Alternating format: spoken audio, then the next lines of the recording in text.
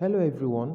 You're welcome to this segment of One Life, Many Possibilities. And like I said in my previous video, that I'm going to be using my life as an example. Um, Without mincing words, I would say that my life is just like I could use my life to write a story, yeah, for others to learn, to heal, to overcome challenges, and the rest. So, in this segment of One Life, Many Possibilities, we are going to be looking at an unpopular topic, and it's also an embarrassing one. Now, before we go ahead, I would love us to understand that this is an embarrassing topic. It is, I've not seen it anywhere being discussed on social media due to the nature of this particular issue. And it is important we discuss it. Yes, because I would say that I was a victim and God helped me, and there were other things. There are a lot of experiences from this, of which I'm going to be reaching out to other persons that are still victims of it through this video. Have you heard of the word nocturnal enuresis before? Nocturnal enuresis, also known as bedwetting. Yes, bedwetting is an embarrassing topic to speak about. And from the little research I made, that was after God has helped me all this while. During the research I made, I came to understand some things. Like number one, it is not being discussed because it is embarrassing. And number two, studies show, according to what I studies show that it is not being discussed, or it is not under statistical study yet for adults in Nigeria. That is, bedwetting is only discussed in infants. It is not discussed, as it has not been studied yet under statistics, that some adults are actually passing through this thing. So when I looked at the global scale, I saw that um, 2, 2 to 3% of the population worldwide is actually suffering this. That is for adults.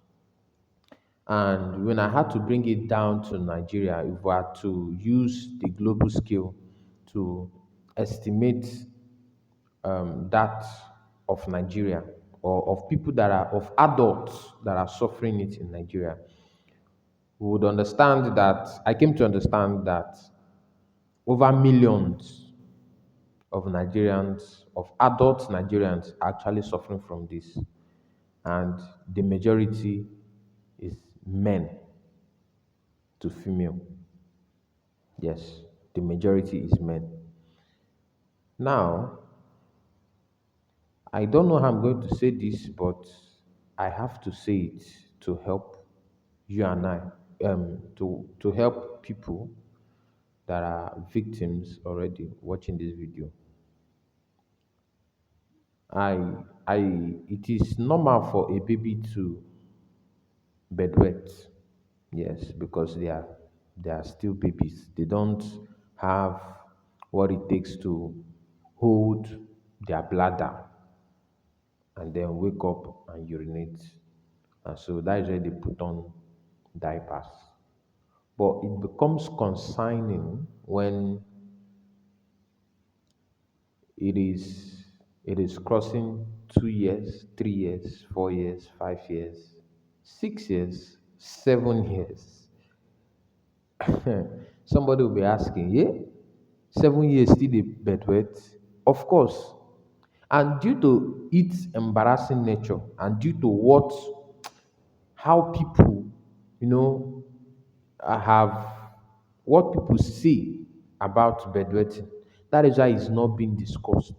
Imagine an adult coming to tell you that I say I still bedwet. There is this embarrassment. Ah, you still bedwetting? And imagine this same person that tells you that, oh, yeah, let me come and spend the night in your house.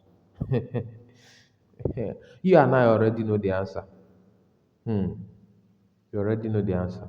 Imagine a situation that no, it is very embarrassing.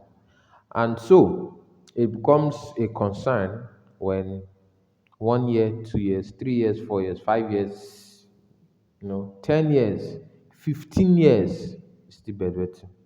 It becomes a major concern. And I thank God that I I was once a victim, and so I'm making this openly to help those that are still victims. All right, for the record, I suffered for bedwetting for 18 years. Mm. 18 years, yeah, 18 years. It was not a pleasant it was not a pleasant experience. It was very bad. Very bad. Now, a situation whereby your siblings can go to other people's houses, spend the night, come back, they start gisting me how their holiday went. During holiday, I did not even dream of stepping out of the house. Even my parents, my siblings, they know what is going to happen. And it was so bad that even before sleeping, I know that I will go outside to urinate. I'll go to the toilet to urinate. I will come back to sleep. That is before sleeping. I'll go urinate, then come to sleep. It won't be up to 2 hours. 2 hours. And then it happened. There's a time that I was so scared that I actually timed myself. I timed myself. I I checked the time. It was not. I I I intentionally went to urinate before sleeping.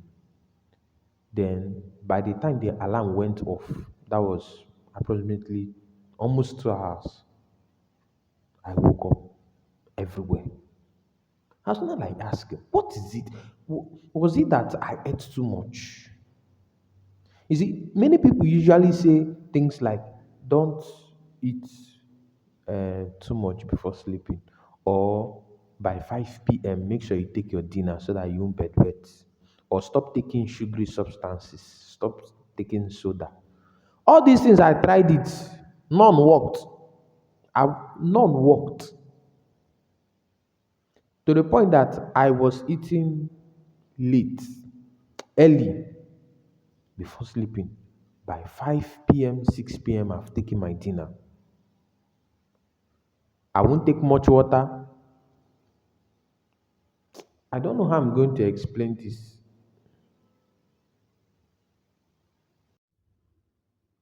During this period of passing through this unpleasant experience, there was no kind of advice I did not receive.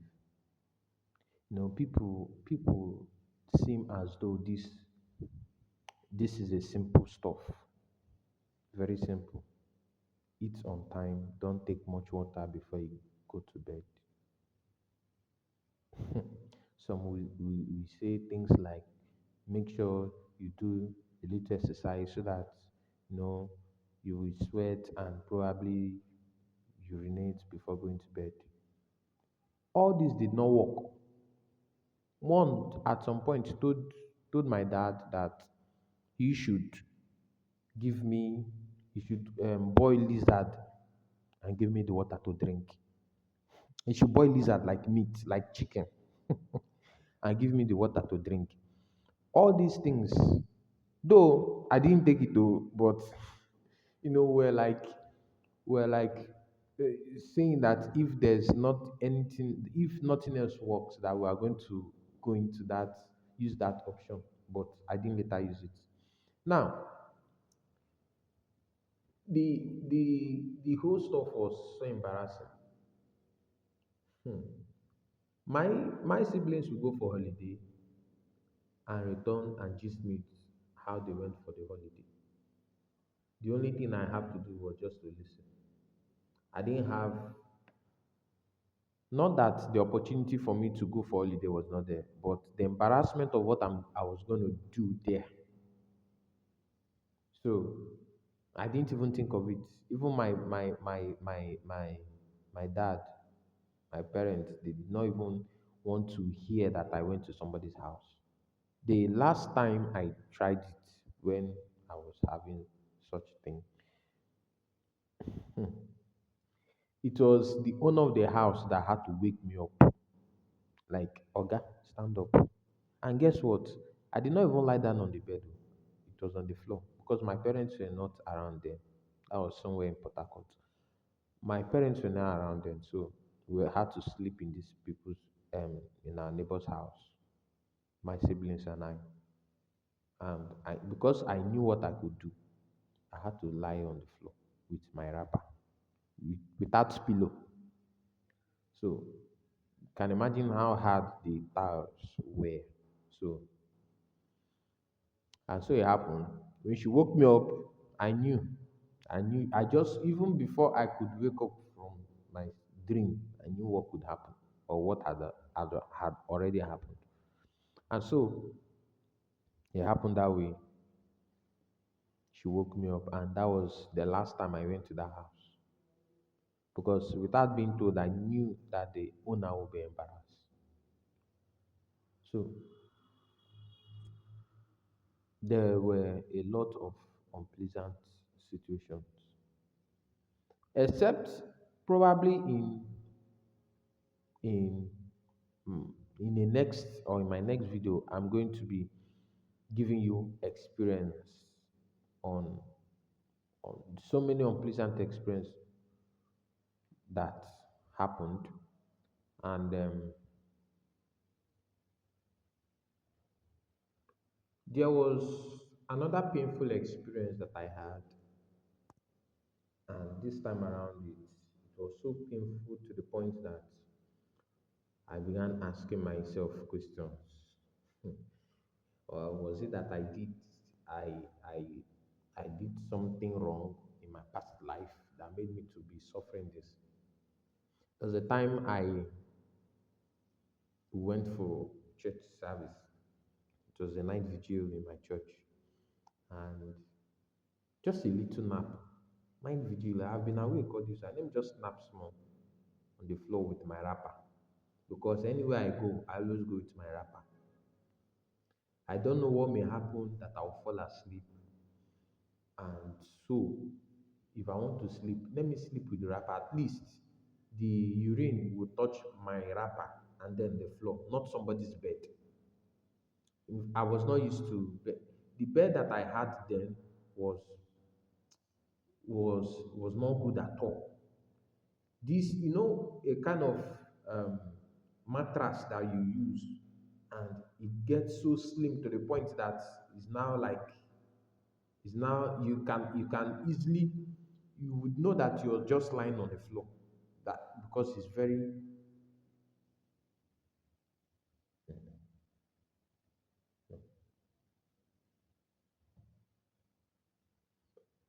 There was a painful experience that I had, and it made me ask questions. I was so I was so embarrassed. In fact, I hated myself. In a night vigil, we went to church. Went to church for a night vigil, and I've been awake all through the vigil.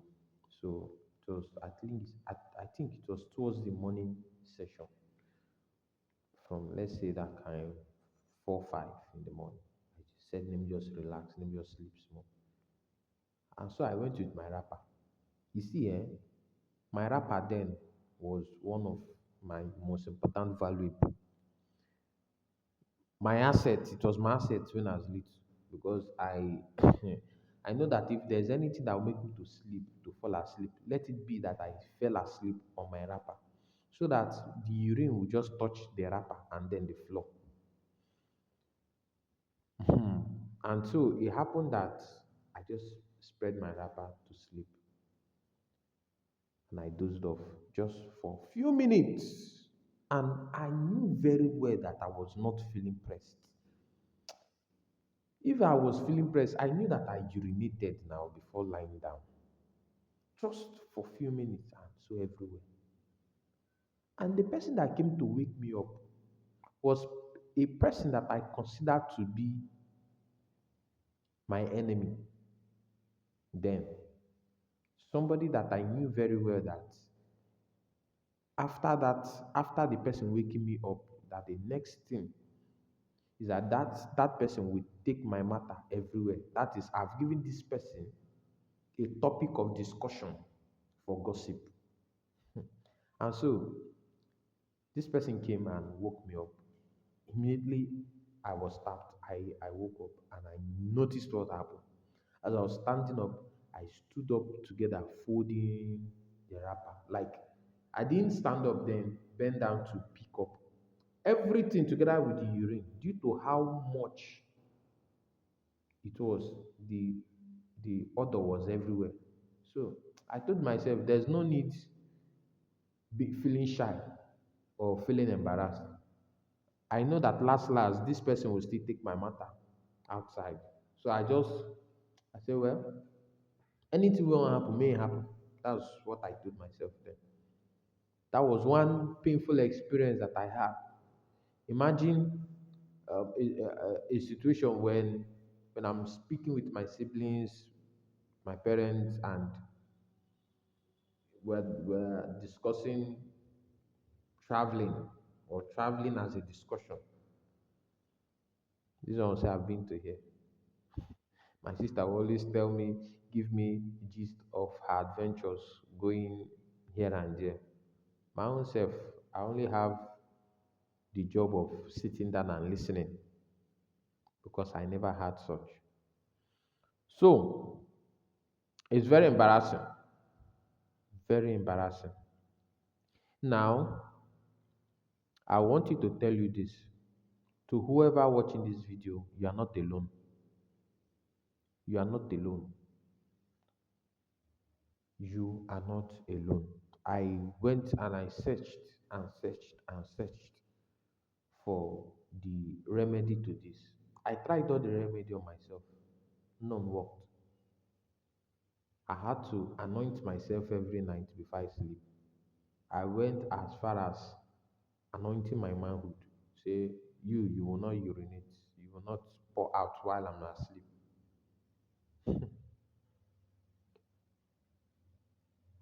It was so embarrassing.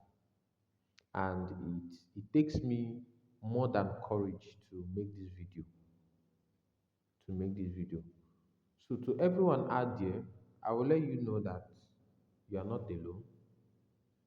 You are not alone. This is something that God helped me, I overcame.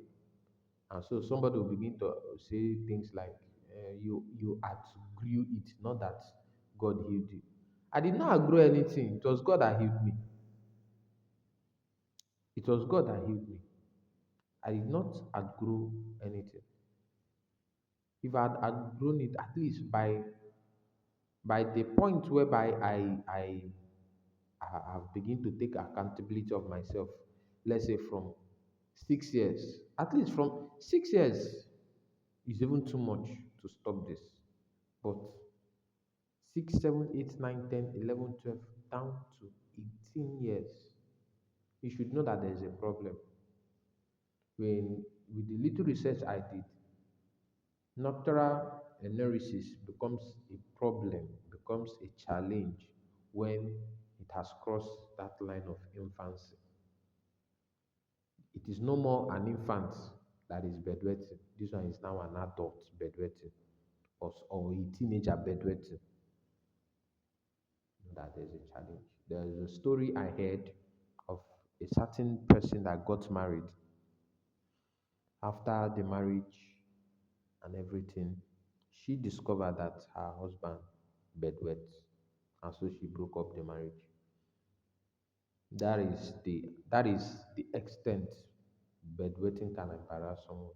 Imagine breaking off and not marry again, and now coming to social media, her husband bedwet. Imagine the trauma or the embarrassment this man will face. And it takes people with understanding to handle issues like bedwetting. People with understanding to speak to people that are actually bedwetting. I remember a certain time when we went for a house fellowship meeting, and after the word, the prayer, then they asked for, if there's anything you want God to do for you. My dad called me out to say, Mona, pray for my son. Oh." Mona, pray for my son. Oh, my son is still bedwetting at his age. Yeah, I was a teenager then. So they called me out. I knelt down. I knelt down in I knelt down in front of you know the entire house. It was a big house, so the people there were much, and they prayed for me. That was on a Saturday. On a Sunday, when I went to church, I was just after first service, I was just stepping out.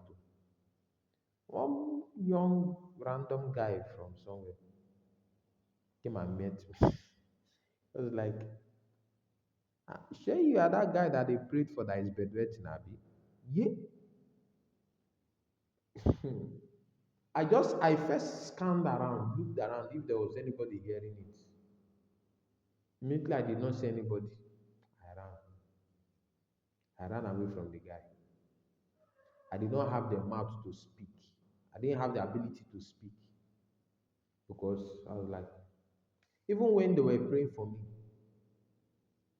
during the house fellowship on Saturday, I also felt embarrassed, calling me out. Now everybody now know that yes, I'm bedridden.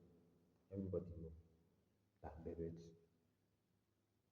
And if a person is not um, if a person is not neat enough, it does not take cleanliness as a priority, hmm, it can lead to body odor.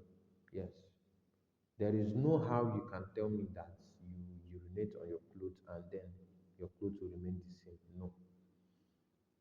Cleanliness must be taken as a priority to anybody passing through this challenge. And so every day I was washing. Every day I was washing. On the line is always my clothes that will be there. I was washing. Washing, washing, day in, day out. I was washing. To the point that my grandma of blessed memory, she embarrassed me a certain time. She was like that my clothes are too much. There's a time I did not wash for, I think for 2 or 3 days.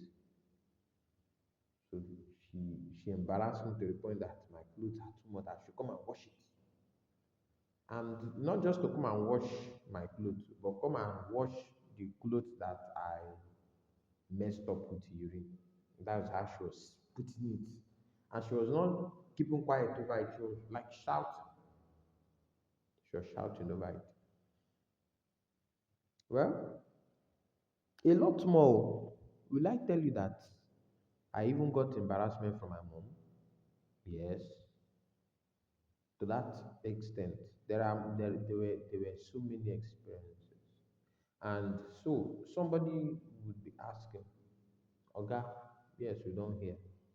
How? How did you do it? How did you come to an end? How did you?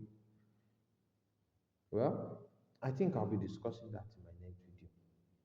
So please, if you love, if if you want to, if you love what I'm doing, you want to watch the next video, please subscribe, like, comment, or probably you can even send me a private message.